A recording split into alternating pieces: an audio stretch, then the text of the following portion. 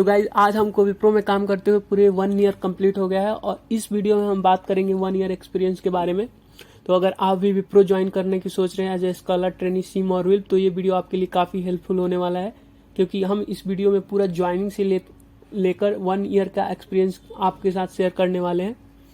तो सबसे पहले हम शुरू करते हैं ऑफर लेटर से। तो ऑफर लेटर आने के बाद आपका वर्चुअल ऑनबोर्डिंग होता है। आपको सबको पता होगा वर्चुअल ऑनबोर्डिंग, जिसमें आपको जो मैनेजमेंट होता है, जो कुछ लोग होते हैं वो ऑनलाइन आपके डॉक्यूमेंट वेरिफिकेशन करते हैं और उसमें ज्वाइनिंग फॉर्म भरना भी आपको बताते हैं। फिर आपको ज्वाइनिंग फॉर्म भरने के बाद आपके जो ऑफर लेटर में जो रिपोर्टिंग लोकेशन मेंशन होता है उस पर आपको रिपोर्टिंग करना होता है। और जो इसमें मेरा ज्वाइनिंग लोकेशन था वो बैंगलोर था और मेरे कुछ फ्रेंड्स से जिनका चेन्नई, पुणे या फिर दिल्ली था। तो आपका भी डिपेंड करता है कि आपका किस लोकेशन पे भेजेगा।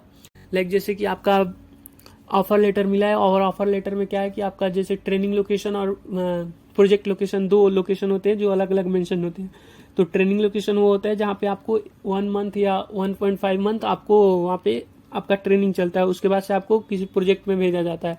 तो वहाँ पे दोनों एक साथ ही वो लोकेशन मेंशन होते हैं, लेकिन मेंशन लोकेशन पे आपका ट्रेनिंग तो होता है लेकिन प्रोजेक्ट नहीं होता। प्रोजेक्ट आपको कंपनी के रिक्वायरमेंट के हिसाब से अदर लोकेशन पे भी भेजा जा सकता है, तो ये डिपेंड करता है।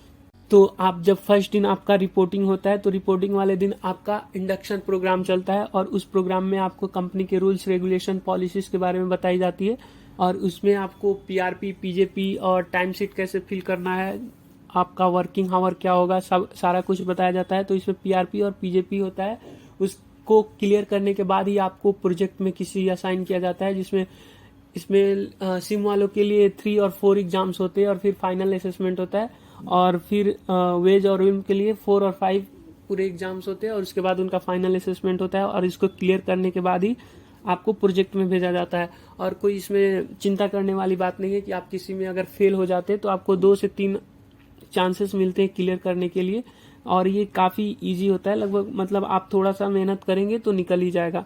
हाँ, वेज और विम्स वालों के लिए थोड़ा सा मुश्किल कह लीजिए होता है, उनको थोड़ा तकलीफ होता है क्लियर करने में, लेकिन वो भी थोड़ा अगर मेहनत करेंगे तो निकल जाता है, उतना काफ़ी टफ भी नहीं होता है।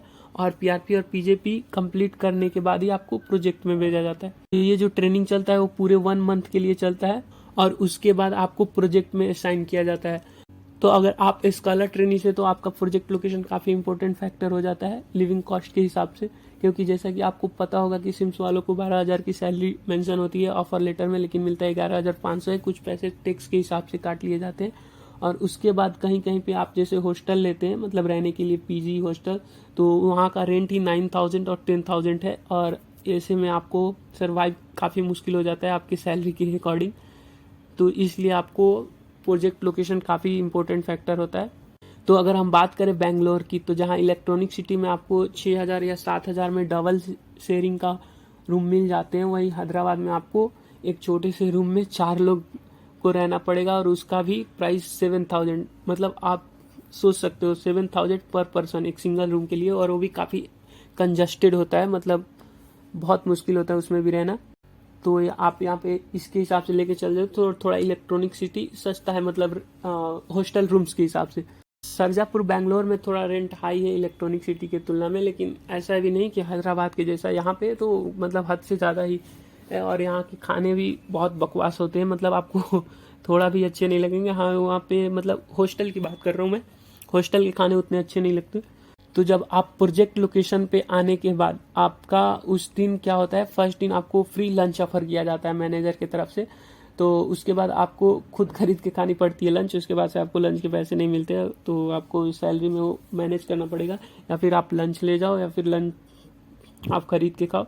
तो अब हम बात करते हैं एडमिशन का, क्योंकि हम लोगों ने अगर विप्रो ज्वाइन किया है तो हमारा मेन मकसद क्या होता है, एडमिशन का, कि बीटेक कब से स्टार्ट होगा। तो प्रोजेक्ट में पूरे 6 महीने काम करने के बाद भाई साहब हमारा एडमिशन मिला यहाँ बिट्स फिलानी में, जिसमें आपको फिर से अपने डॉक्यूमेंट्स अपलोड करने रहते हैं और फ्राइडे, सैटरडे और संडे में से किसी एक दिन को क्लास के लिए आपको सिलेक्ट करना पड़ता है और अपने प्रोजेक्ट मैनेजर से परमिशन लेकर, ताकि वर्क पर कोई इफेक्ट नहीं पड़े, तभी आपको मतलब किसी एक दिन को सिलेक्ट करना पड़ता है। उसके बाद से सिलेक्ट डेट पर आपकी क्लासेस स्टार्ट होंगी, जिसमें आपको वीक में 5 दिन काम करना पड़ेगा और एक दिन आपको छुट्टी मिलेगी और एक दिन क्लास चलेगा। और ये क्लास आपको ऑनलाइन टीम्स पे होता है और इसमें हमारा एक सेमेस्टर भी कंप्लीट हो गया है। फर्स्ट सेम में हम लोगों के 4 सब्जेक्ट पढ़ने थे, जिसमें से आपको 2 आवर्स का क्लास होता है। तो आपका क्लासेज जो चलता है वो 9 बजे सुबह से लेकर 6:15 शाम तक चलता है। और इसमें से ये सिम्स वालों के लिए, और वेज और विम्स वालों के लिए आपको 1.5 घंटे की क्लास चलती है। और फिर बीच में 45 मिनट्स का लंच मिलता है, जो दोनों के लिए, सिम और विम्स के लिए लंच मिलता है 45 मिनट के। और हर एक क्लास के बाद आपको 15 मिनट का ब्रेक मिलता है। और इस सेशन में आपको, जैसे कि फर्स्ट सेमेस्टर में, तो उसमें से 2 से 3 क्विजेज होते हैं, और फिर मिड टर्म का एग्जाम होता है जिसमें से 30 मार्क्स का होता है। फिर फाइनल सेम का एग्जाम्स होता है 50 मार्क्स का। और ये एग्जाम्स ओपन बुक होता है, जिसमें से आप ओपन बुक मतलब जो नोट्स होते हैं प्रोवाइडेड, या फिर फैकल्टी के द्वारा जो नोट्स होते हैं, या फिर जो नोट्स आपने बनाई होती है, या जो पीपीटी से वो पढ़ाते हैं, वो आप यूज़ कर सकते हैं एग्ज़ाम में। तो यहाँ पे इम्पोर्टेंट बात यह है कि अगर आप किसी सेमेस्टर में फेल हो जाते हैं, जैसे कि आपका किसी सेमेस्टर में आपका 5.5 सीजीपीए से कम मार्क्स आता है, तो आप फेल माने जाते हैं। तो उसके लिए आपको उस सेमेस्टर को फिर से पढ़ना पड़ेगा, और उस सेमेस्टर को पढ़ने के लिए जो पैसे होंगे वो विप्रो नहीं देंगे, आपको खुद से देना पड़ेगा, जो कि अप्रोक्स 60,000 के आसपास है। और फाइनली 1 ईयर कंप्लीट होने के बाद हमारा सैलरी, जैसा कि ऑफर लेटर में पहले ही मेंशन किया गया होता है, कि विल्प वालों का 17,000 और सिम वालों का 15,000 हो गया।